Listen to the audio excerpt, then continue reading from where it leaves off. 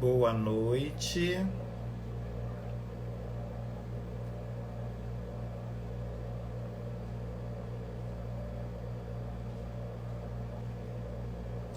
Vamos começar mais uma live.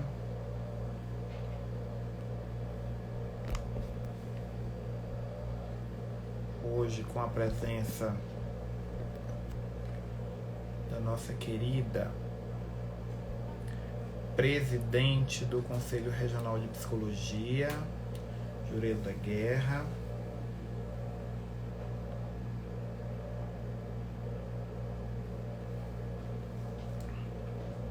Que acabou de entrar.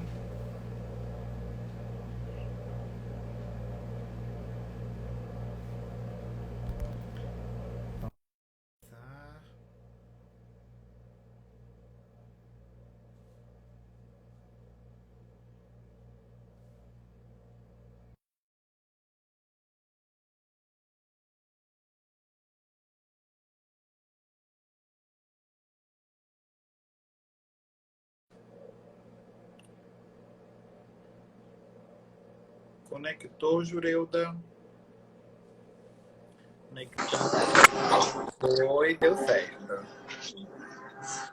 Tudo bem? Olá, tudo jóia? Boa noite. Olá, tudo. Então, boa noite a todas, a todos e a todes. Vamos fazer mais uma live. Hoje falando um pouco sobre o direito à saúde, sobre a prevenção, sobre o autocuidado. Para quem está me assistindo pelo Instagram da Jureilda, meu nome é Jureilda, sou psicólogo, advogado, sou ex-conselheiro do TRT10, sou especialista em direitos humanos e diversidade e temos aí uma boa relação, né, não só de amizade, mas uma boa relação profissional com a nossa querida presidente do Conselho Regional de Psicologia, Jureilda Guerra. Boa noite, Jureilda. Tudo bom, querido? Vocês me ouvem bem? Fone? É melhor sem fone? Nunca sei. Eu acho que é melhor com fone, porque tá dando um pouco de eco. Tá. Tá. Então, pronto. Com fone. João, muito obrigada pelo convite. É sempre muito pertinente, muito necessário fazer esse debate em relação, né, a esse tema que aflige toda uma sociedade brasileira, né? O suicídio coloca o Brasil no ranking, né, de um dos 8 países do mundo que mais a juventude tem tirado a sua própria vida, por uma série de motivos. Obrigada pelo convite, viu? Em nome do Conselho Regional de Psicologia, do qual você foi conselheiro recente, eu acho que tem o quê? Uns 3 anos, né? A nossa penúltima gestão. E é isso. Obrigada. Na verdade, eu fui ex-conselheiro, mas a nossa parceria ela já vem antes. Continua, né, conselho, sim. Continua no conselho, sim. Continua no GT de diversidade sexual e gênero, né, que nós temos no CRB, no GT de assistência social, nas inúmeras atividades de parcerias que a gente, né, tem que estar junto aí, OAB, CRB. Hoje mesmo tivemos uma série de atividades, visitas, institucionais que nós fizemos.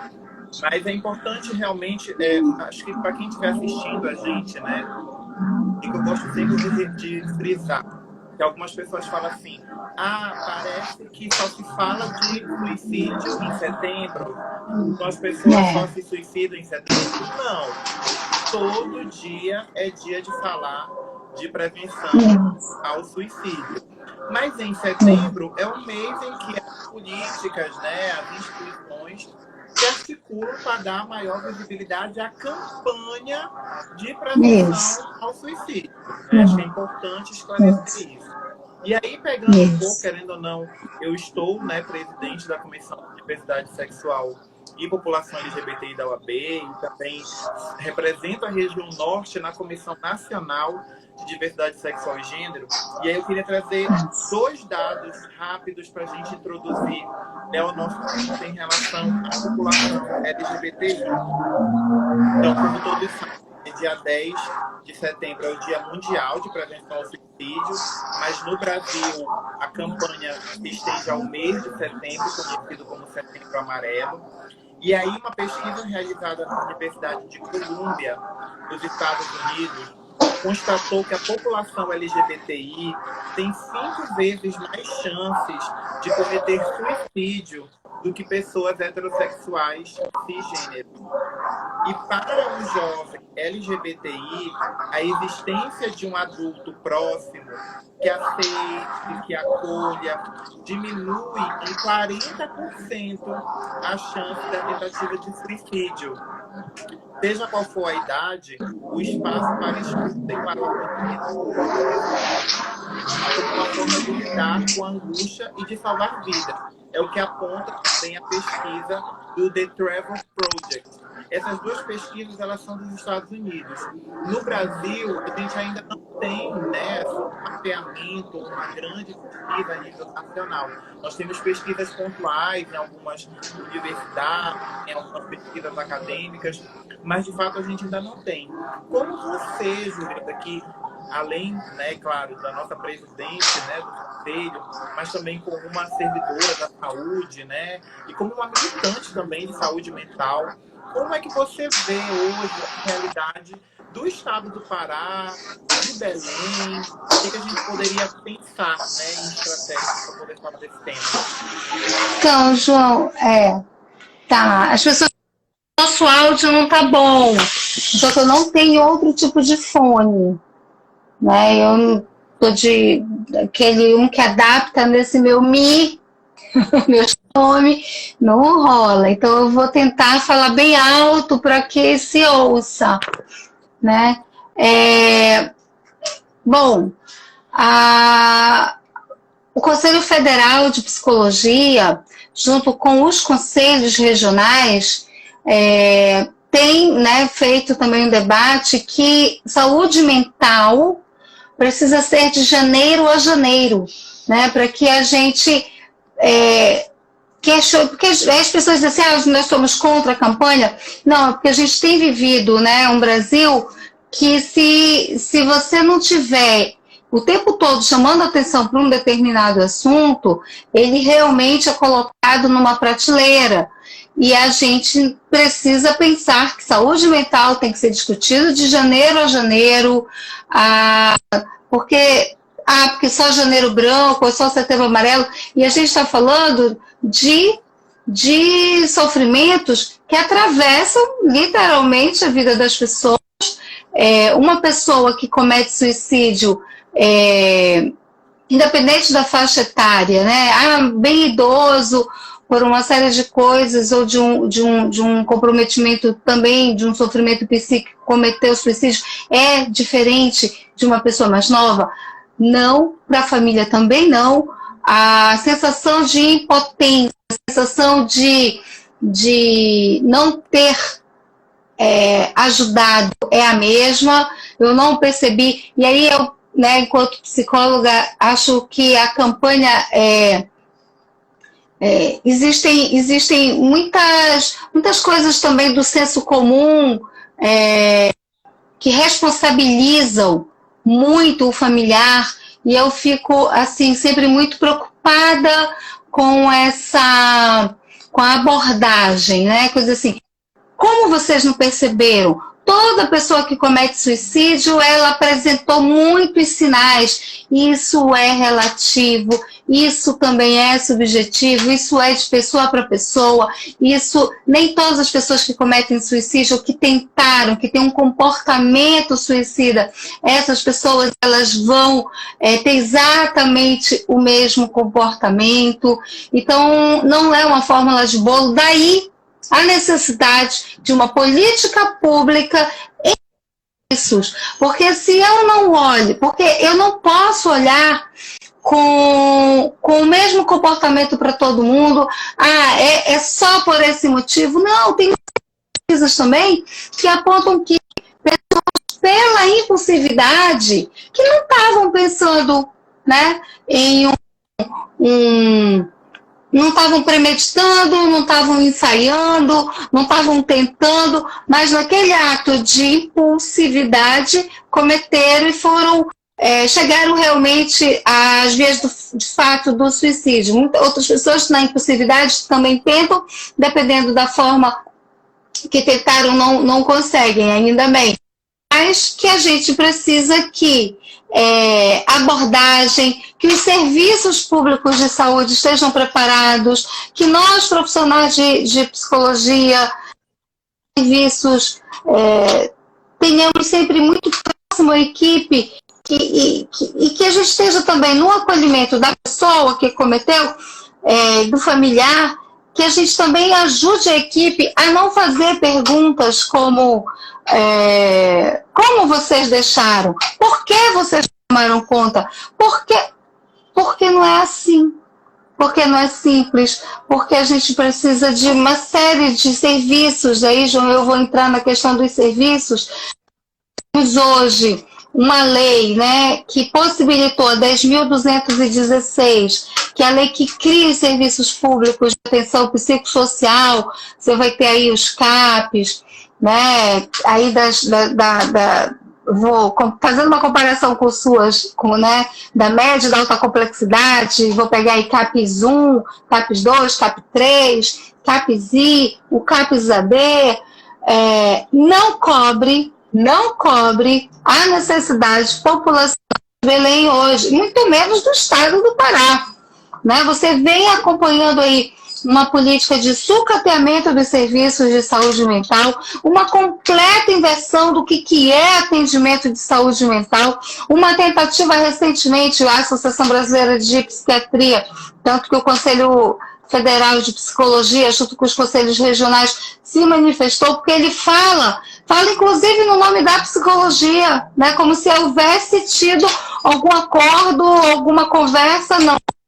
Assim, ó, agora que a gente sabe, o presidente da ABP, ele coloca assim, né, em nível nacional, tem um videozinho dele e tal, diz assim, bom, agora que a gente sabe que a reforma psiquiátrica não deu certo, então a gente está aqui, o Conselho Federal, a Associação Brasileira de Psiquiatria, tem aqui um plano com apoio do Ministério da Saúde, com apoio do atual governo. Bom, então é muito complicado dizer que ter apoio desse Ministério da Saúde, dizer que ter apoio desse governo e apresentar uma proposta de alternativa ao atendimento psicológico, ao sofrimento psíquico, dizer que a reforma psiquiátrica, pensada ali, né, durante toda a década de 70, 80, 90, quando a gente começa a construir, e quando ela consegue ser aprovada no início dos anos 2000, porque ela ficou, a Lei 10.216, ficou tramitando no Congresso Nacional por conta de todo um lobby da Associação Brasileira dos Hospitais, porque é uma máquina de fazer dinheiro, né? A internação psiquiátrica é uma máquina. As pessoas mais novas talvez não saibam que antes de ter um serviço público que garante o atendimento das pessoas em locais de liberdade, os CAPs, no território, a gente só existia a internação psiquiátrica, a porta de entrada e a porta de saída era a porta do necrotério. Porque as pessoas, ao entrar num serviço de internação psiquiátrica, no manicômio, sairiam dali mortas décadas depois. Hospital de custódia, que a pessoa estava com uma medida de segurança e esquece, joga a chave do portão. Ad eterno, né? Ad eterno! Só fazendo, assim, importante falar, né, sem dúvida, da prevenção ao suicídio, e para quem estiver assistindo a gente, são várias categorias, né? O suicídio, vamos dizer, é a última etapa, mas nós temos, assim, as próprias questões de adoecimento, né, da saúde mental, de sofrimento psíquico, a passagem, né, por essa questão da ideação suicida. Nós temos aí a tentativa do suicídio e o suicídio em si. E temos também uma outra vertente, que às vezes é muito pouco falada, e que eu gosto sempre de destacar, né, quando eu vou falar desse tema, quando, né, esse ano um pouco diferente, né, por conta da pandemia, a gente acabou não tendo tantas ações externas, mas ano passado, nas escolas, pelo menos, eu fiz algumas palestras. E, assim, existem também alguns comportamentos, né, que a própria literatura e as pesquisas identificam como um comportamento de risco, né? Pessoas que, por exemplo, bebem muito e dirigem, né? Que expõem realmente a sua vida, né, a algum tipo de perigo, algum tipo de risco, como também um sinal e um sintoma nesse caminho, né, que se perfaz até se chegar ao suicídio. E que muitas vezes... não tá me ouvindo ou não tá ouvindo a Jureuda? Alguém colocou que não tá me ouvindo. Você tá me ouvindo, Jureuda? Eu tô, e eu sou Dara, né? A Dara, minha amiga querida, psicóloga também. Às vezes pode ser também a conexão, né? A conexão às vezes dá algum problema. Mas tu estás me ouvindo bem, né? Eu tô. Tá. Então, também tem esse outro caminho que muitas vezes é pouco falado, né, em relação a esses comportamentos de risco, em relação também como sendo um caminho dentro dessa perspectiva do suicídio. E aí, né, fazendo um link rápido, eu fui chamado para dar uma entrevista para o rádio, até aproveitei também para falar sobre hoje, né, da nossa... Vou falar um pouco mais alto, então.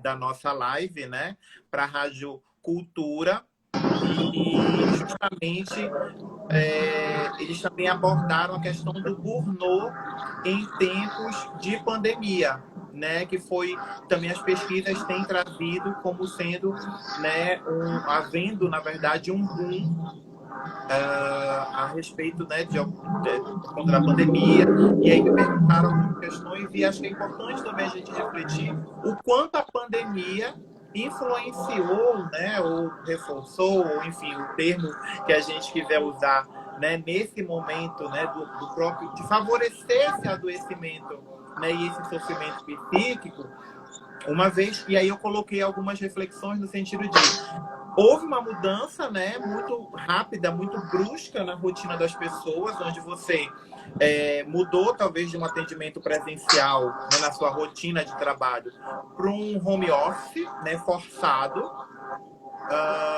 onde não houve então mais a separação desses limites, onde é o trabalho, né, e onde é o meu momento de lazer, o meu momento com a minha família, as minhas atividades pessoais. A gente sabe que, inclusive, por conta da pandemia também, as crianças ficaram em casa, não foram mais para a escola, então havia, né, essa questão da mistura com o cuidado, com os afazeres da casa. E também se perdeu essas válvulas, né, de escape, se podemos usar esse termo mais popular, no sentido do happy hour, né, de um bate-papo com um amigo, de um show com um que de uma certa forma traz um alívio às tensões, né? E aí, naturalmente, as pessoas vão se sentindo mais desgastadas, mais esgotadas, né, sem energia, desmotivadas, inclusive para realizar esse trabalho que, em tese, seria mais tranquilo dentro de casa. E aí, né, justamente essas pesquisas mais atuais, a última agora de agosto de 2020, vem trazendo, dizendo que não, que os profissionais estão se sentindo extremamente sobrecarregados, né, por conta realmente dessa mudança. E aí eu chamei a atenção e queria que tu comentasses também um pouco sobre isso, da importância, né, da gente ficar atento, já pensando, né, nessa questão do autocuidado e da própria prevenção,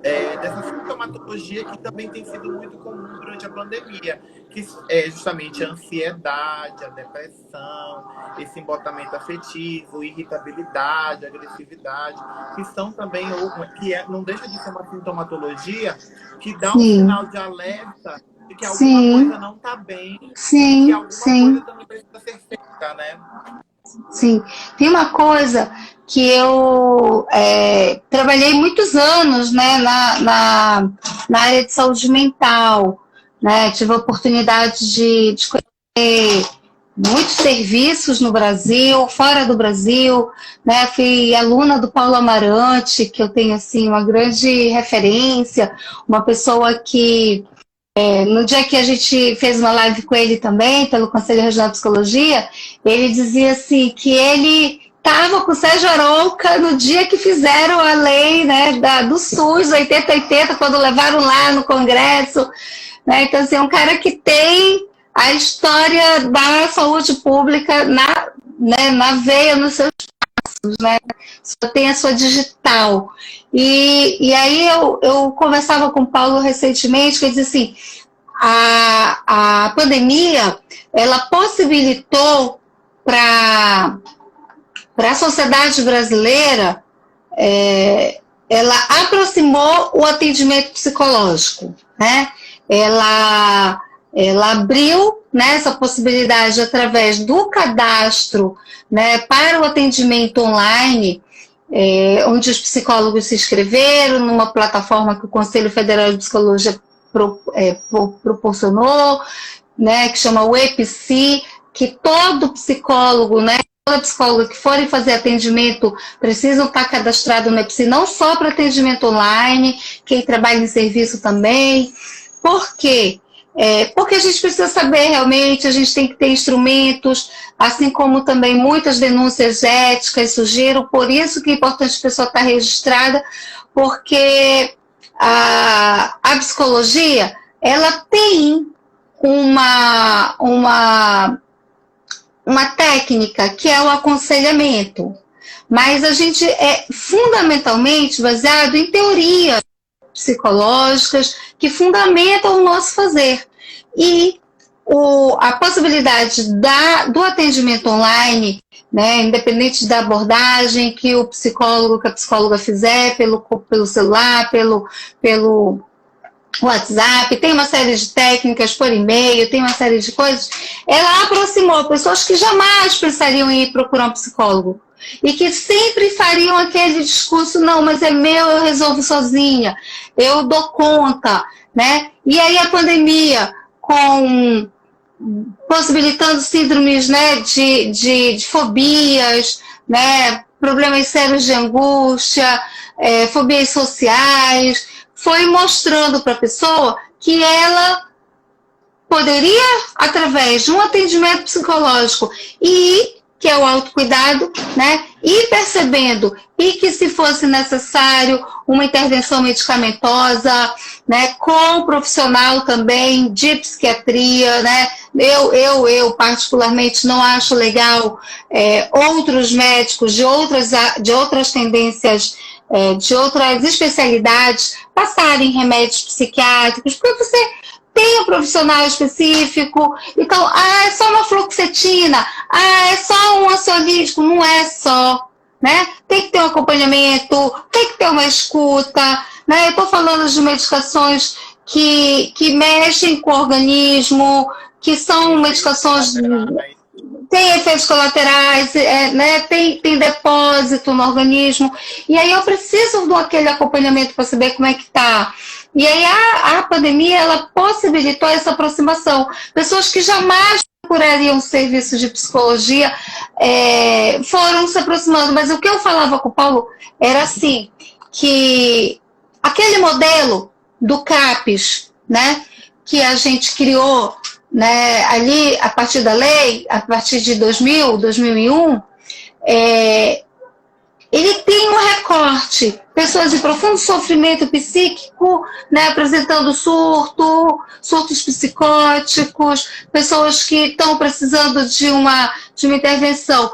Se hoje você procurar um serviço municipal um atendimento psicológico nas unidades básicas, são poucas unidades básicas que tem, e uma lista bem grande também já de espera. Então a gente precisa repensar, uma demanda muito grande. Então a gente precisa repensar modelos de atendimento para essa demanda, para esse atendimento desse sofrimento psíquico, do qual aquela ideia, né, de tirar a minha vida me acompanha, né, eu durmo e acordo com aquela angústia, que pode ser, sim, de forma...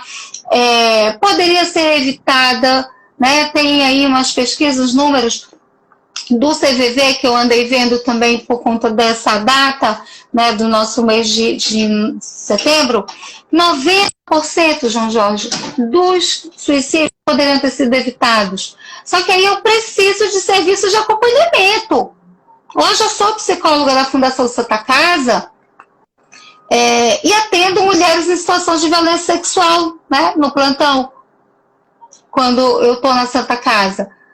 Como para onde que a gente também encaminha essas mulheres? Só tem um serviço de referência atendimento a mulheres em situação de violência em Belém. Se você pega 144 municípios, tu conta no dedo, tu conta. Não, né? Não é da política da assistência social, nem do CRAS, nem do CRES, fazer esse atendimento psicoterápico. Então, então assim, e os interiores, né? Os nossos colegas psicólogos fazendo 3 por R$1, aí você pega o psicólogo para trabalhar na escola, para trabalhar com a assistência social, para trabalhar no CRAS, para trabalhar na unidade básica. Um prefeito, um gestor que goste da sua população, que goste dos seus munícipes, vai olhar para a saúde mental daquele município, vai pensar o que eu posso fazer para melhorar a qualidade de vida, porque eu com qualidade de vida, eu com saúde mental, eu não vou faltar ao trabalho com a síndrome de Burnout, né, que tem uma série de coisas que ela traz. Então, assim, eu penso muito na responsabilidade de um gestor em relação à saúde mental. Hoje os serviços estão sucateados. Eles não estão dando conta. Os próprios colegas psis estão em uma situação muito ruim. Com a demanda da pandemia, eu conversava recentemente com o psicólogo de Breves, do Hospital de Breves.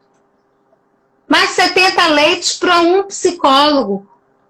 É muita demanda, João. E aí, e aí tu vai ter... do profissional, né? Sim. Então, assim, a gente precisa olhar para a saúde mental, pensar nessa alternativa, conhecer a política pública, sabe?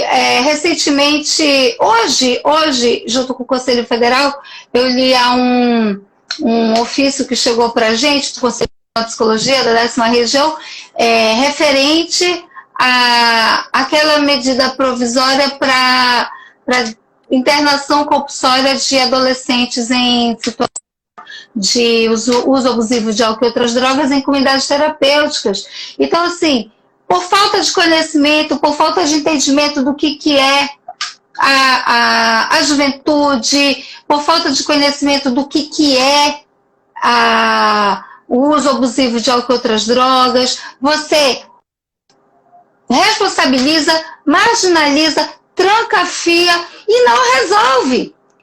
Você tem aí serviços que passam com um jovem, um adolescente 9 meses afastado da escola, né? E aí ele volta 9 meses depois, vai me dizer que aquela família ficou em stand-by esperando ele voltar. Olha todo o sofrimento social ali da família, afetivo, né, dos pais, e a responsabilidade única e exclusiva para cima daquele menino, daquele adolescente. Então tem uma série de coisas que a psicologia pode e deve estar fazendo esse debate. É fundamental que os psicólogos, né, eu estou vendo que tem uma moçada nos assistindo, muito legal, muitos psicólogos nos assistindo.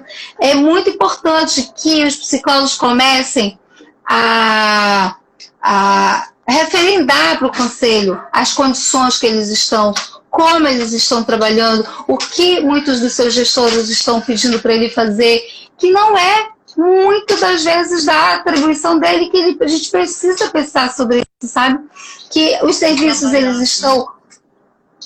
Eu penso também que a gente tem que trabalhar nessa psicoeducação. Sim! Educativa, no sentido de... Existem algumas falas, né, Jureuda, ainda na sociedade do senso comum, que também são geradoras de sofrimento, né, psíquico. Por exemplo, quando a gente vai e afirma que depressão é falta do que fazer, né, é bobagem, é falta de Deus. Eu acho, assim, na minha experiência e no atendimento de algumas pessoas, principalmente na época do interior, e aí eu posso falar com toda certeza, é, sem dúvida, a pior frase que uma pessoa em sofrimento ou a própria um familiar ouvir, né, inclusive de, às vezes, um profissional ou algum religioso, ou às vezes até um outro profissional da saúde que não seja da psicologia, dizer que é falta de Deus. Porque, geralmente, né, quase 100% de todas essas pessoas que estão em sofrimento, que já têm a ideação, ou até mesmo já tentaram suicídio, o primeiro caminho que elas procuram é o religioso. Elas já foram na igreja, elas já foram na missa, elas já fizeram promessa, elas já foram, né, em religião de matriz africana, elas já rodaram todas as possibilidades para poder tentar aliviar, né, aquela tensão, tentar buscar algum tipo de conforto. Então, você dizer, né, para uma pessoa em sofrimento, ainda mais quando você é um profissional, né, que é falta de Deus, você, na verdade, carimba, né, naquele momento, como dizendo assim, olha, não tem mais jeito. Toda incompetência, né, da pessoa. Poxa, eu já procurei tudo, né? E aí eu procuro o profissional e ele me fala que ainda é falta de Deus, então assim, é melhor eu tirar realmente a minha vida, porque, né?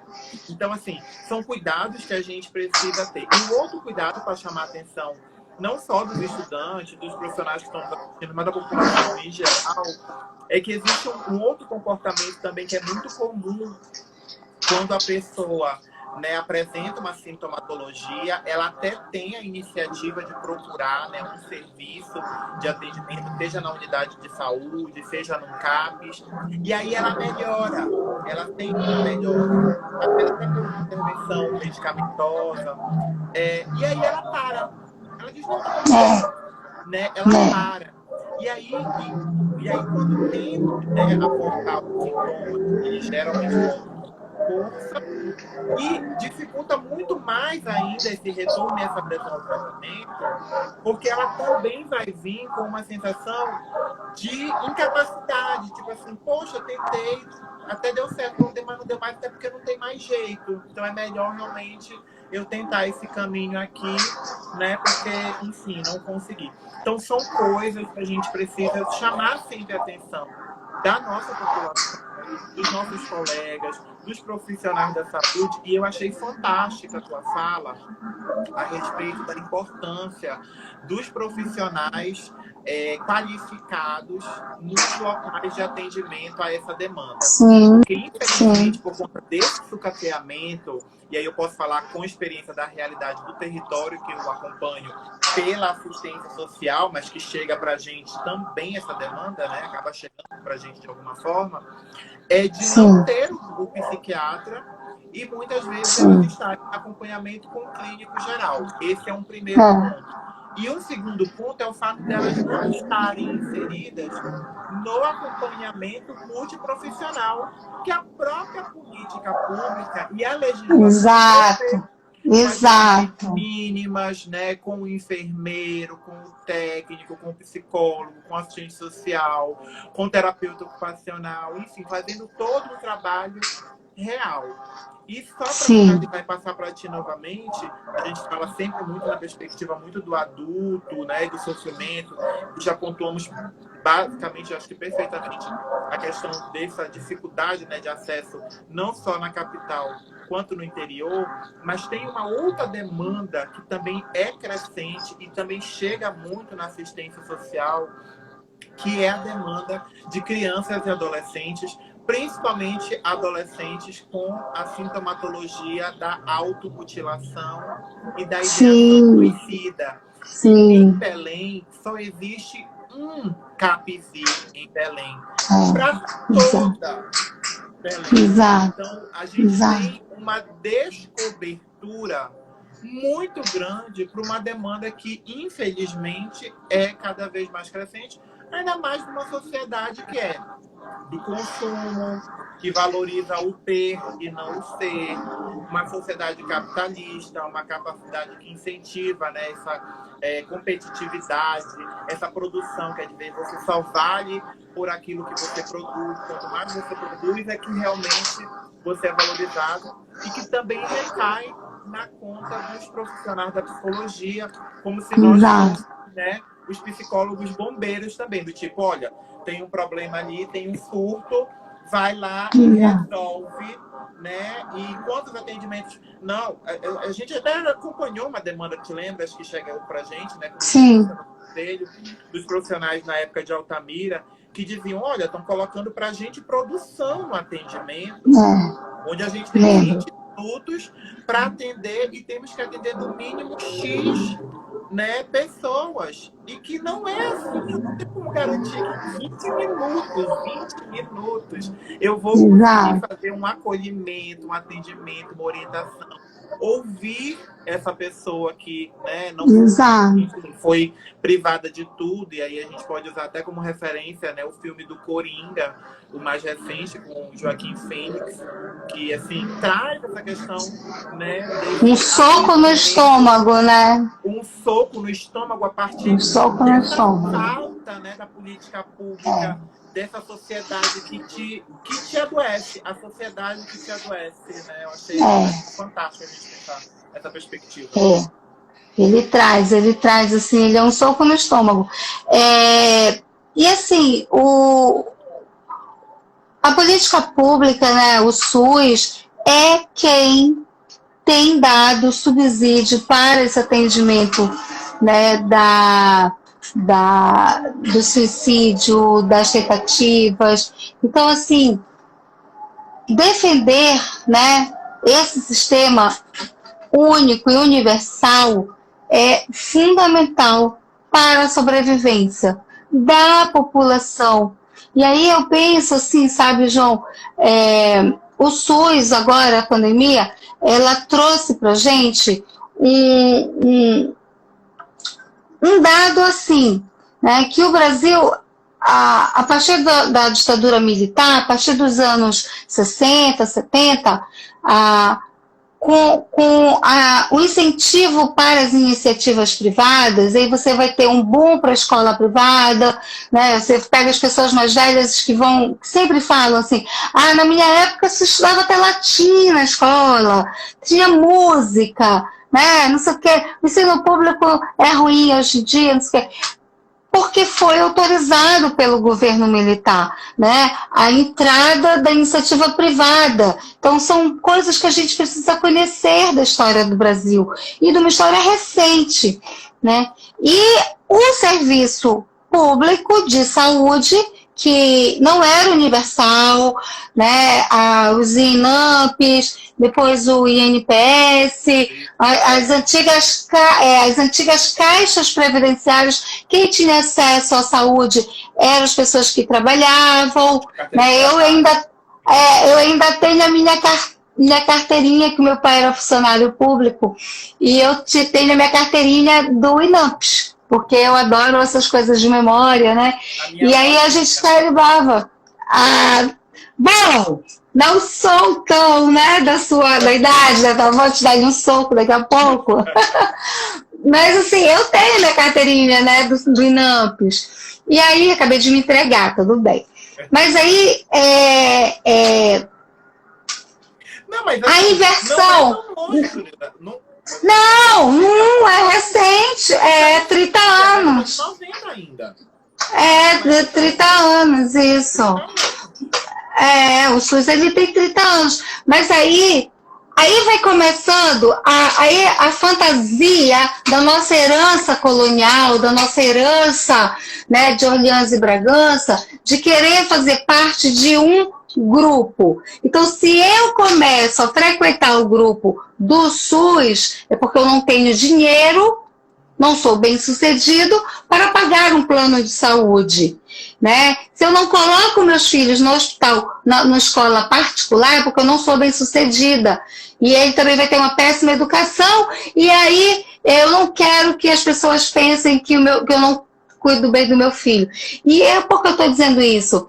Porque o SUS possibilitou a entrada no sistema único, né, nos nossos UTIs, de pessoas que podem, né, pagar e quem não podia pagar, como, né, a gente conhece o SUS. E isso foi sucateando o SUS, isso foi colocando o SUS, que as pessoas dizem, eu não passo nem na porta. Ah, isso parece uma fila do SUS. Sempre com um olhar ruim, um olhar como se fosse uma coisa depreciativo, exato. E aí a gente viu que não, que defender esse serviço, pensar uma política pública de receber, né, esse público. Então, hoje, a população que frequenta, né, o CAPES são as pessoas de baixa renda, né, são as pessoas que não têm o seu plano de saúde. Mas eu te digo com toda tranquilidade de que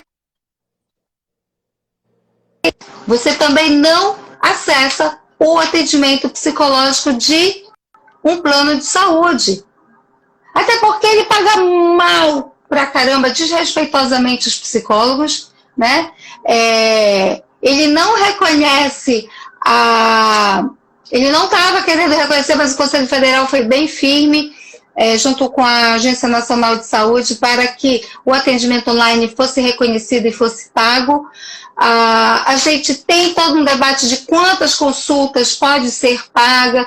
Então, assim, é sempre de uma forma ruim para o atendimento psicológico, é sempre negligente o serviço de planos, né, de saúde em relação ao atendimento psicológico.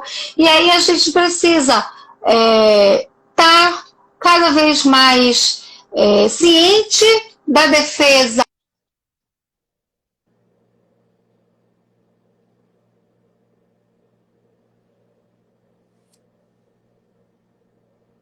vamos ter a saúde mental, que isso faça parte, né, de um programa de governo e que ela atravesse as políticas públicas, que ela consiga ser integral para a assistência social, que ela converse com a assistência social, porque o mesmo usuário do CAPES está lá no CREAS porque sofreu violência sexual. E aí ela vai contar toda a história aqui no CAPES, depois ela conta toda a história lá no CREAS. Os nossos computadores, a gente não troca, né, as informações entre nós profissionais. Então a gente precisa olhar para a sociedade brasileira. E aí, por que eu estou dizendo isso também? Porque recentemente,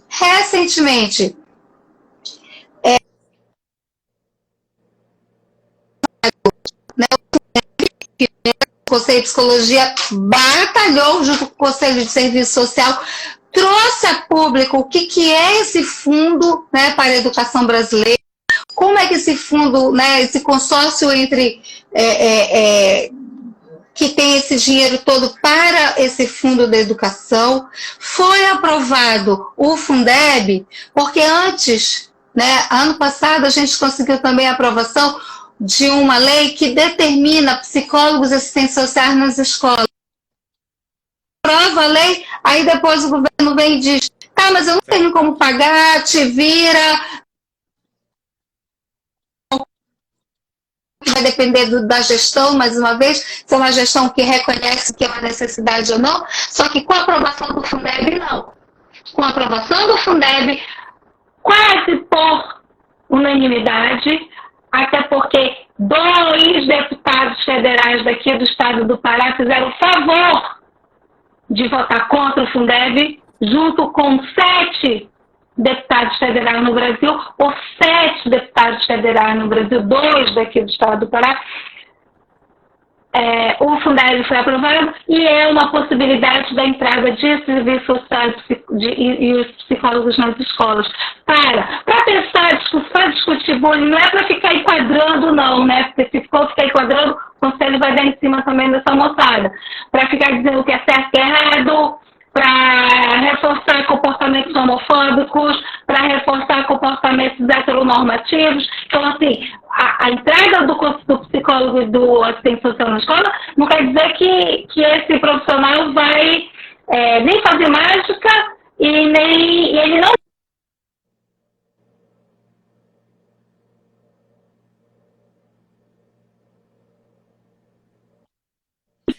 Jurila, tá travando um pouco o teu áudio.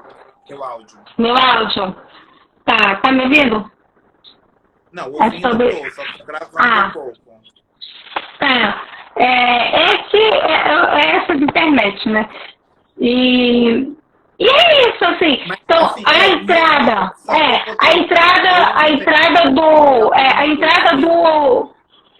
entrada do assistente social e do psicólogo nas escolas tem que fazer com que haja cada vez mais o protagonismo da juventude, né? Que a psicologia possibilite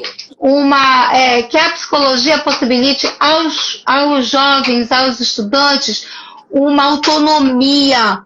E que ali dentro da escola a gente comece também a ver as automutilações, as perseguições, as violências institucionais, o racismo estrutural, o bullying, né? Porque muitas vezes a gente chama de bullying, cai num grande paneiro, e é racismo,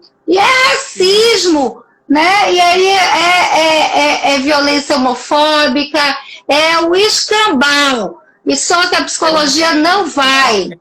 É machismo, isso. Só que a psicologia não vai estar dentro da escola, né, junto com os assistentes sociais, para reforçar esse tipo de comportamento. Não pode.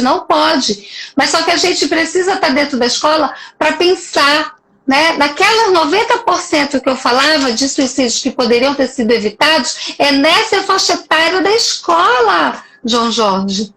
É nessa faixa etária de juventude que você pega aí de 15 a 25 anos de profundos sofrimentos, de automutilações, adolescentes com 13, 14 anos, né, fazendo automutilações, a dor no seu corpo, né, precisa ser maior do que a dor da alma para que eu possa enfrentar. Então tem uma série de coisas que a gente precisa estar pensando. Então, é o que a gente chama na psicanálise do gozo no sofrimento, né? A gente já vai se aproximando dos 10 minutos finais, né? E aí eu queria só chamar a atenção, né? Principalmente para quem estiver assistindo a gente até agora, agradecer, sem dúvida, né? Estarem aqui com a gente nessa noite. De retomar essa importância do tratamento que você colocou muito bem, né, das nossas políticas públicas e da valorização delas, né, que deve ser feito tanto pela sociedade civil, mas também pelos trabalhadores e pelas trabalhadoras do SUS, né, desse sistema tão bom. E, sem dúvida, não apenas deles, mas também da educação, como você falou, porque o psicólogo, independentemente da política onde ele esteja inserido, ele é um profissional da saúde, ele tem um compromisso em promover a saúde mental, a qualidade de vida e o bem-estar social. E mais ainda, o compromisso com a defesa dos direitos humanos. Né? É sempre importante frisar isso, que está no nosso código de ética.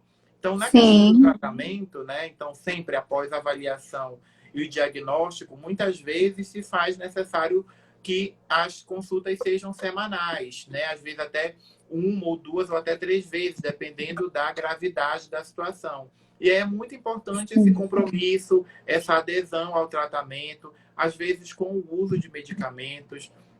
E pode parecer, às vezes, uma situação de que vai demorar muito, né? Até por conta que a gente falou ainda agora dessa sociedade agora fast food, né, que quer tudo muito rápido, querem soluções, né, como num passe de mágica ou na velocidade de baixar um aplicativo, e não é assim que a psicologia funciona e também não deve ser esse o nosso compromisso.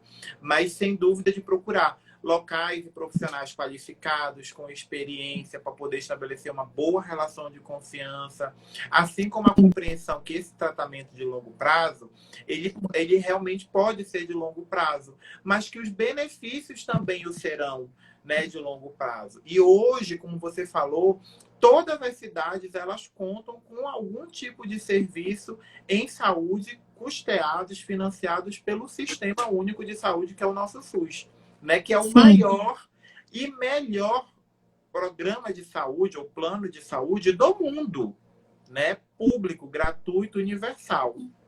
Então, é muito importante nós valorizarmos isso.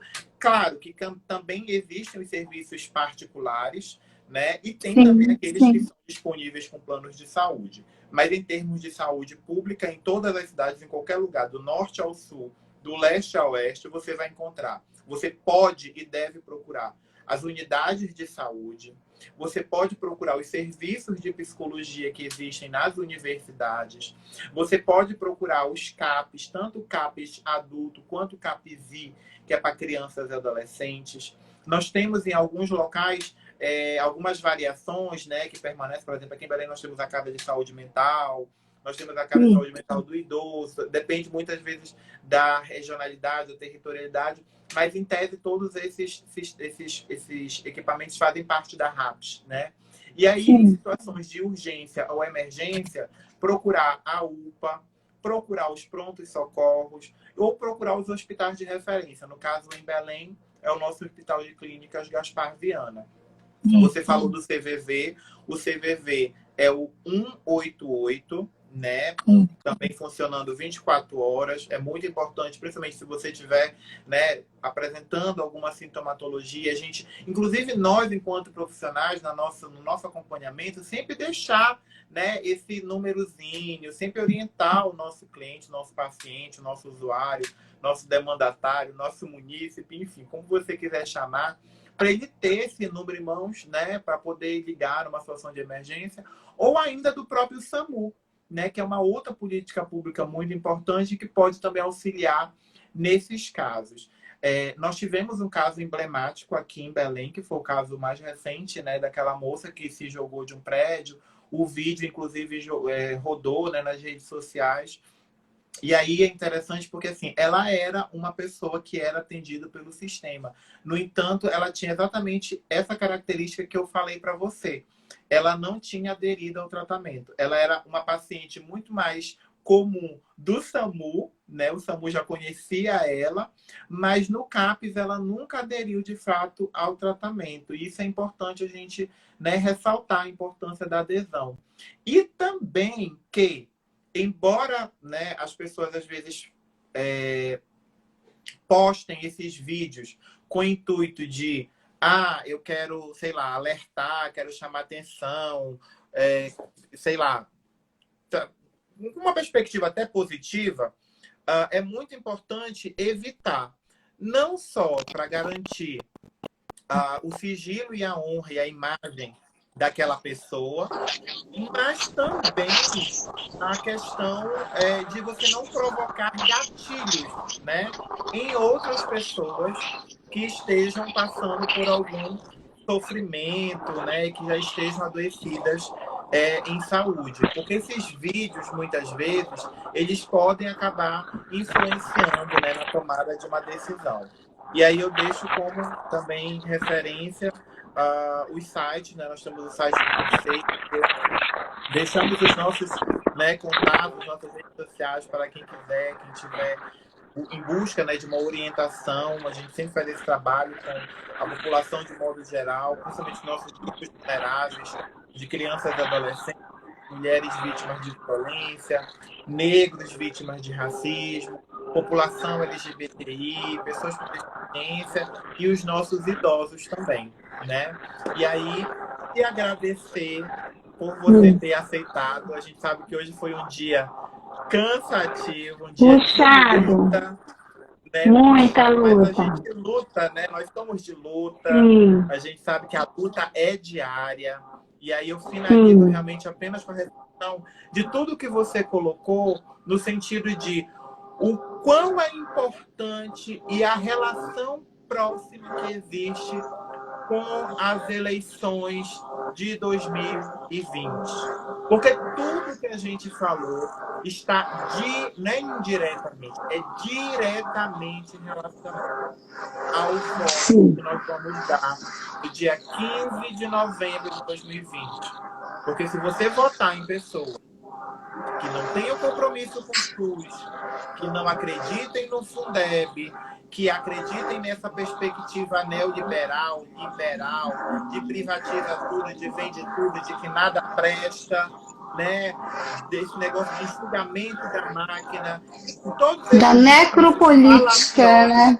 Mentirosos e que, na verdade, evidenciam a necropolítica, a política da morte, que não começou hoje. Começou a PEC da morte, com corte de recursos da RAPES, do SUS, da saúde e de todas as outras políticas públicas. E nós vínhamos em uma ascendência, né, pelo menos nos últimos anos. Então, pense bem, busque a história, né, do seu candidato, da sua candidata, o compromisso que essas pessoas tiveram, pelo menos nesses 2 últimos anos, né, com essas políticas. Qual é a proposta, né, de governo? Quem é que ela apoia? Quem é que ela apoiou na última eleição? Porque dependendo, né, infelizmente a gente pode arriscar, né, querer pagar para ver, como a gente fez em 2018. Como a gente não. Muita gente fez, porque nós não fizemos essa aposta, mas muita gente fez essa aposta, né, de vamos ver o que dá, vamos querer mudar. Mudança não se faz de qualquer forma, não se faz com palhaçada, não se faz com brincadeira. Mudança e política se faz com compromisso, com seriedade, com qualidade, com qualificação técnica e principalmente com respeito aos profissionais. Com certeza. Né? Com certeza. Essas políticas públicas são as que estão mais próximas da sociedade, que é justamente saúde, educação, saneamento básico, habitação, transporte público. Né? Então, vamos realmente pensar, né, em o que é tempo amarelo, o que é esse adoecimento social, né, que a gente vive, que a gente pode evitar por meio das eleições. Sim. João, eu queria só lembrar que o Conselho Regional de Psicologia, eu estava me lembrando agora quando a gente falava do Fundeb, a Assembleia Legislativa, a LEPA, por intermédio da deputada, acho que Ana Cunha, eu não tenho certeza, convocou vários conselhos para discutir, né, o aumento do número de suicídios em Belém, né, no estado, na verdade. E o Conselho Regional de Psicologia tem assento através do Antonino, né, nosso conselheiro, que representa o CRP, aí você vai ter a saúde, você vai ter o CRES, né, o Serviço Social, a OAB, várias entidades estão discutindo, há uma preocupação do governo do estado, da LEPA, em relação a esse fenômeno do suicídio.